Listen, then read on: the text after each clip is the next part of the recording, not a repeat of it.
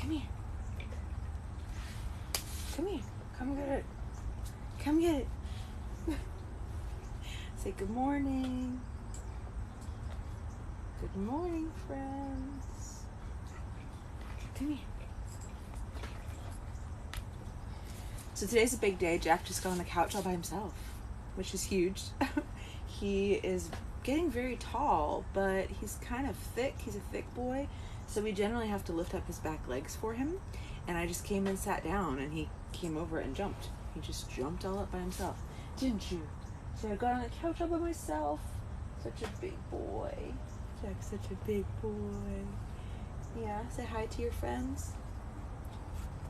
Well, good morning, friends. It is Wednesday. We are on day 3 of reading through the Bible. The good news is we made it, right? This is day 3. Yay!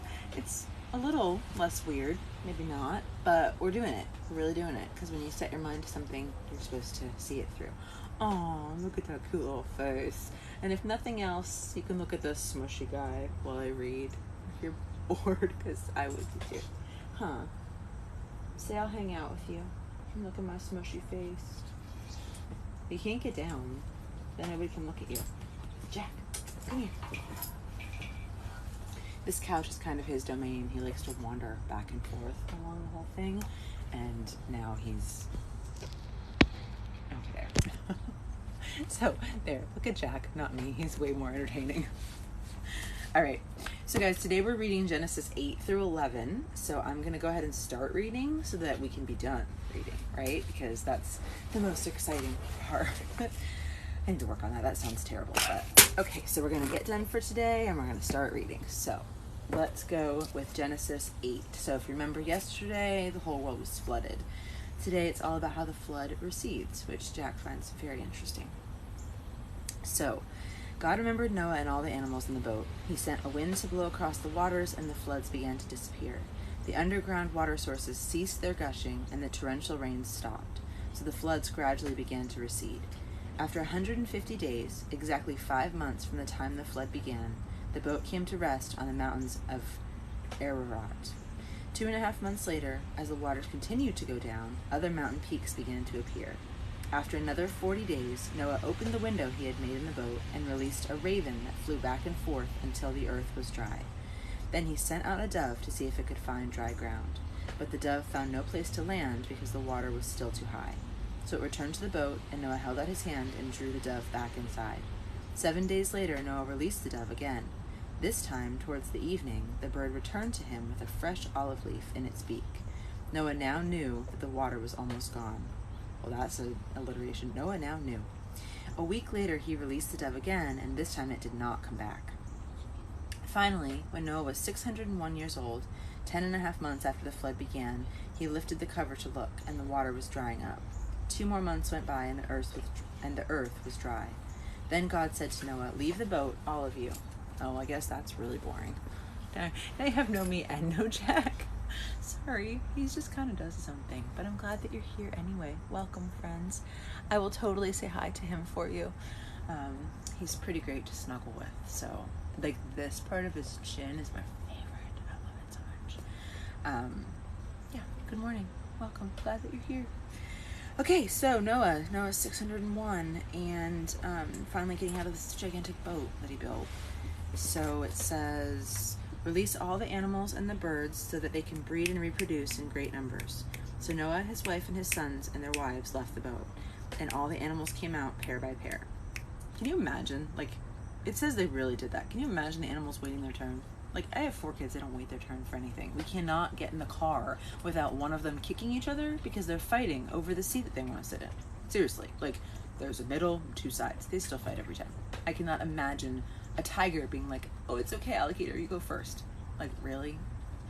That's probably why I'm not God. Hello, good morning. Okay. So then Noah built an altar to the Lord and sacrificed on it the animals and the birds that had been approved for that purpose. That would also suck. So those animals survived 5 months in a boat to be killed for that specific purpose. And the Lord was pleased with the sacrifice and said to himself, "I will never again curse the earth, destroying all living things, even though people's thoughts and actions are bent towards evil from childhood." As long as the earth remains, there'll be springtime and harvest, cold and heat, winter and summer, day and night. Jack, come. That's my little guard dog. We live in a neighborhood right now. I know that you guys know that we're moving, but there's people that walk constantly, and he sees the same people every day. It does not matter if he knows them. He still barks. Like, he wants them to know that he's here. So I'm really sorry if you hear Jack barking. That's why he left, because he could hear someone, and he wanted to defend us in our little tent. So, hi. All right, so guys, that was the end of chapter 8. We only have 2 more chapters today. No, just kidding. I can't do math. We're doing 8 to 11. We have 3 more chapters today. I'm so sorry. That's not my strong suit. Don't hang out with me because I can do math. All right, so the next one, 9. Let's do it. God's covenant with Noah.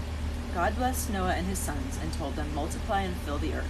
All the wild animals, large and small, and all the birds and fish will be afraid of you. I have placed them in your power. I have given them to you for food, just like I have given you grain and vegetables. But you must never eat animals that still have their lifeblood in them. Oh, that's gross.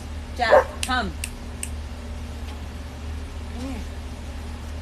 This is why he's on the lead. Come here. Come here. Everybody's waiting for you. They don't know where you went. Come here. Jack. He's just exploring.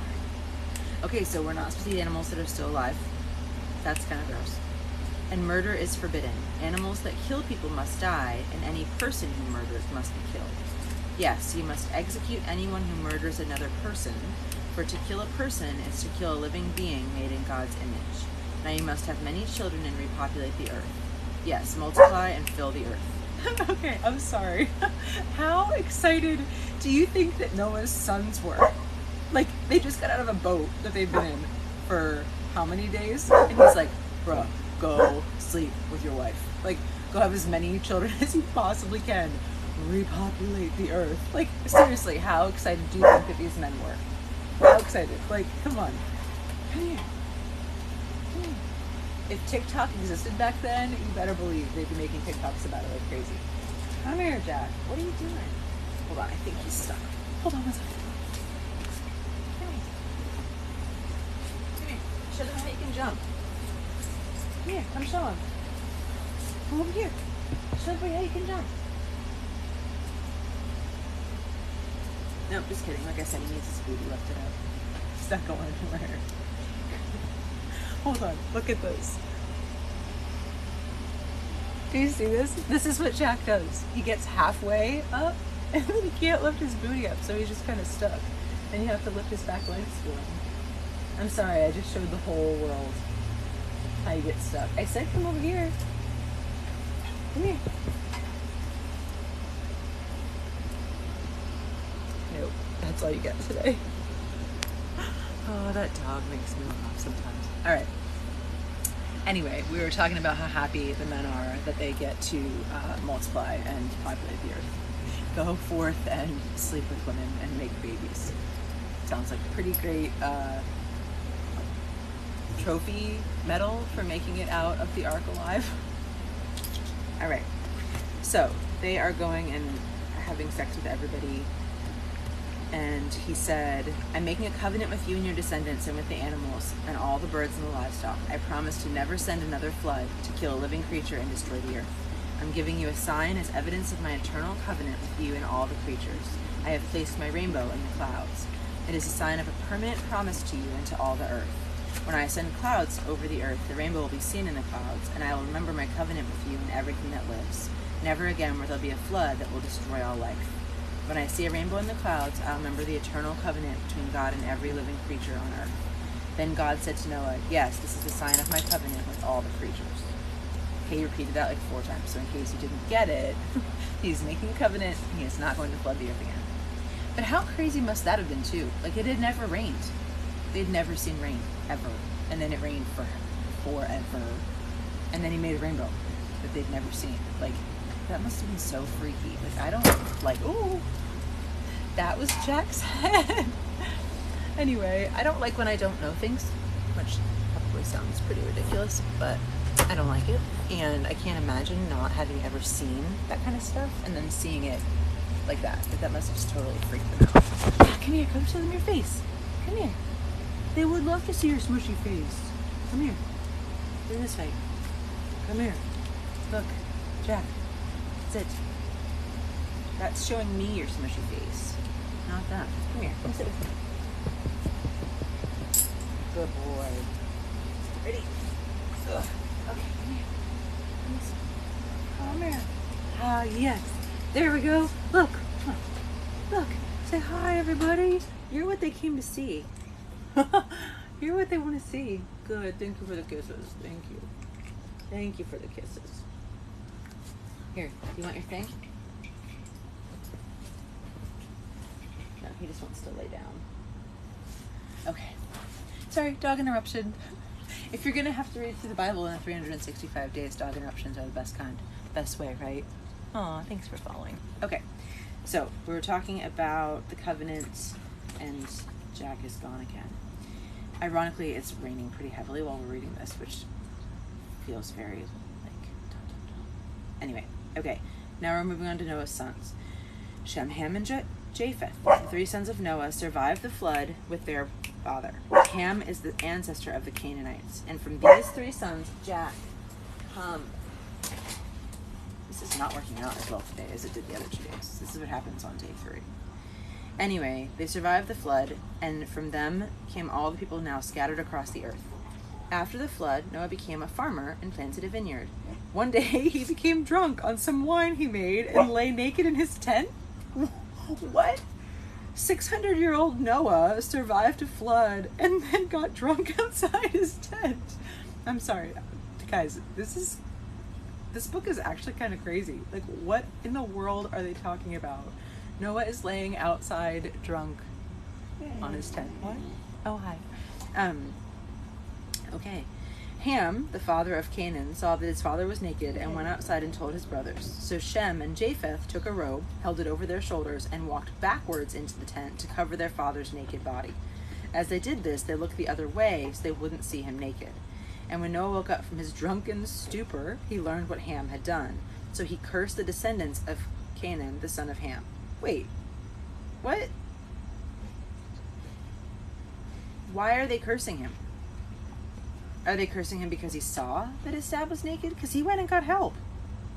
Or did I read that wrong? Like, I read it as he went and told his brothers and was like, hey guys, dad, and then they went and helped him. So why would Noah be mad? He's the one that got drunk. And so he cursed the descendants of Ham, a curse on the Canaanites. May they be the lowest of servants to the descendants of Shem and Japheth. May Shem be blessed by the Lord. May Canaan be his servant. May God enlarge the territory of Japheth, and may he share the prosperity of Shem, and let Canaan be his servant. Noah lived another 350 years after the flood, and was 950 when he died. All right. So my husband knows way more about the Bible than I do, and I'm going to ask him because that doesn't make any sense to me. And honestly, it doesn't make me like Noah very much. Like, what the heck? If I got drunk and my kids found me, I wouldn't be mad at them for finding me. That doesn't make any sense.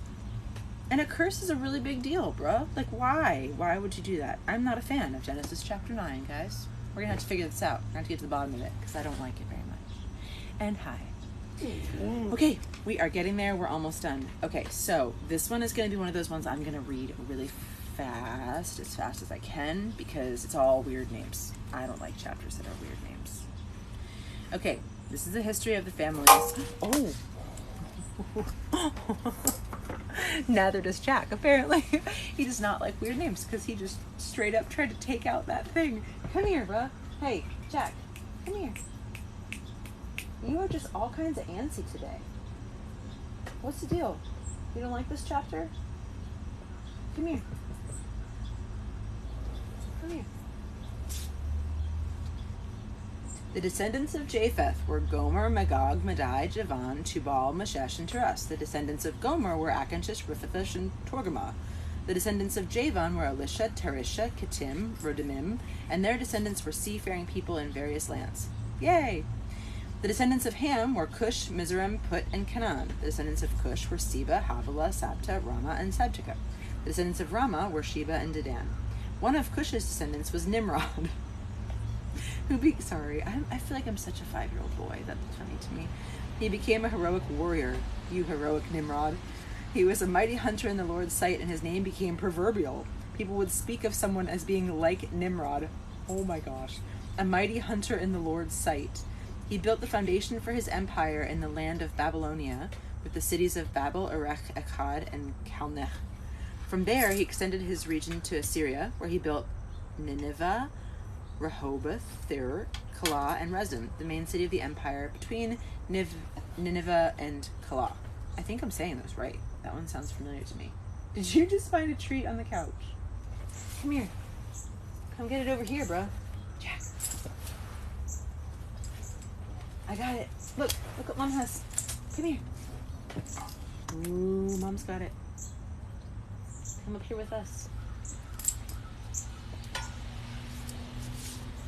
Come on. Well, eating it out of my crotch is not probably a very good idea. Okay. I know, I don't find this very exciting either. Nimrod is not doing it for me. Okay. Mizraim was the ancestor of the Ludites, Anamites, Lehabites, Neptunites, Pharisonites, Chalcedonites, Caphorites, from whom the Philistines came. And Canaan's oldest son was Sidon, the ancestor of the Sidonians. Canaan was also ancestor to the Hittites, Jebusites, Amorites, Girgashites, Hivites, Archites, Sinites, Arvadites, Zemorites, and Happathites.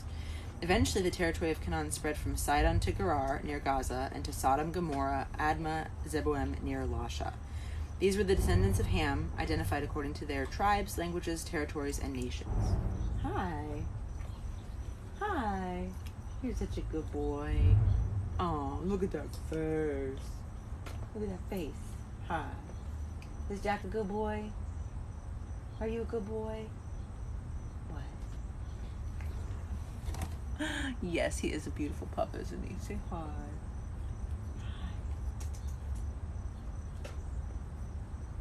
What are you looking at? Here. Oh. Say hi. I'm Jack.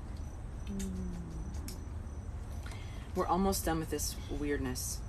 So Shem, sons were born to him, the older brother of Japheth. He was the ancestors of Eber, Elam, Ashur, Arphaxad, Lud, and Aram. The descendants of Aram were Uz, Hul, Gether, and Mash. Arphaxad was the father of Shelah. Shelah was the father of Eber. Hey, come here. Come lay down. Come here. I don't want you to get down again, because you're just going to go bark at the neighbors. Come here. There we go. That's perfect. Then everybody can see your handsome face. Good boy. Eber had two sons, Peleg, which means division, for during his lifetime the people of the world were divided and dispersed, and his brother's name was Joktan. Joktan was the ancestor of Almadad, Shelephath, Harmazmaveth, Jerah, Hardazam, Zugal, Dikla, Obal, Abima, Sheba, Ophir, Havilah, and Jebalab. Guys, I can't even say these names. I'm really sorry. They lived in an area extending towards the eastern hills of Sephar. These were the descendants of Shem, blah, blah, blah. According to the families that came from Noah's son, listed nation by nation, the earth was populated with people. Okay, so that was all of chapter 10. We are almost done. I'm really sorry that these chapters are so boring. I don't understand. Like, they say that the Bible was from God's hand and very clearly written. Why do we need to know that? We can't even say it. But this is imperfect obedience, right? So I'm going to say it imperfectly, but I'm saying it. So when I say it to you, it means we have read it. So we've done what we're supposed to do. And I can keep going. Yay! And Jack is still barking at the neighbors. Okay. Last chapter, guys. Last one. Jack, come. Okay. The Tower of Babel. I think it's Babel, not Babel. At one time, the whole world spoke a single language and used the same words. As the people migrated eastward, they found a plain in the land of Babylonia and settled there. They began to talk about construction projects. Come, they said, let us make great piles of burnt brick and collect natural asphalt to use as mortar. Let's build a great city with a tower that reaches to the skies, a monument to our greatness. That will bring us together and keep us from scattering all over the world. But the Lord came down to see the city and the tower the people were building. Look, he said, if they can accomplish this, Jack. Totally missed that. Jack, come here. Come. I'm so excited that in our new house we have a fenced-in yard. Yay. So it doesn't have to be on all the roof because he doesn't like it very much. Anyway, so the Lord came down to see the city and the tower, and he said, if they can accomplish this when they begin to take advantage of a common language, think of what they'll do later. Nothing will be impossible for them. Come, let's go down and give them different languages. Then they won't be able to understand each other. Wait. Who was he talking to? The Lord came down into the city and said, look, if they can accomplish this. So he's talking to himself. That's odd. So God came down and said, if they can accomplish this when they begin to take advantage, think of what they'll do later. Let's give them different languages. That seems kind of odd. Like, why would God want us to not get along? The Lord scattered them all over the earth and it ended the building of the city. That's why the city is called Babel, because it was there that the Lord confused the people by giving them many languages. Jack, come. Stop barking, bro. Come here. You and I have different languages. Come here. Okay, last part. From Shem to Abram. This is the history of Shem. Okay, I'll go fast. When Shem was 100, his son Arphaxad was born. This happened 2 years after the flood. After his birth, he lived another 500 years. When Arphaxad was 35, Shelah was born. He lived another 403. When Shelah was 30, Eber was born. Shelah lived another 403. When Eber was 34, Peleg was born. Eber lived another 430. When Peleg was 30, Reu was born. Peleg lived another 209. No. I have a drink right there because, let's be real honest, I wouldn't function in my life without caffeine. And it spilled once, and Jack was trying to drink it off the ground, so he knows what it is. And he just walked over and was trying to drink the caffeine. He was licking the outside. Punk. And now he's trying to get the treat bag. Jack, come here. I'll give you a treat if you come up here. So anyway, we're talking about Reu was 32, lived another 207. Serug was 30, lived another 200. Nahor was 29, lived another 119. And Terah was 70 and became the father of Abram, Nahor, and Haran. Yay! This is the history of Terah's family. Oh my gosh. Terah was the father of Abram, Nahor, and Haran had a son named Lot. But when Haran was still young, he died in Ur of the Chaldeans, the place of his birth. He was survived by Terah, his father. Meanwhile, Abram married Sarai, and his brother Nahor married Milcah, the daughter of their brother Haran. Wait, what? Nahor married the daughter of her brother. So he married his niece. Cool. Terah took his son Abram, his daughter-in-law Sarai, and his grandson Lot, his son Haran's child, and left Ur of the Chaldeans to go to the land of Canaan. But they stopped instead at the village of Haran and settled there. Terah lived for 205 years and died while still at Haran. Yay, we're done. Jack, come here. Come here. Come.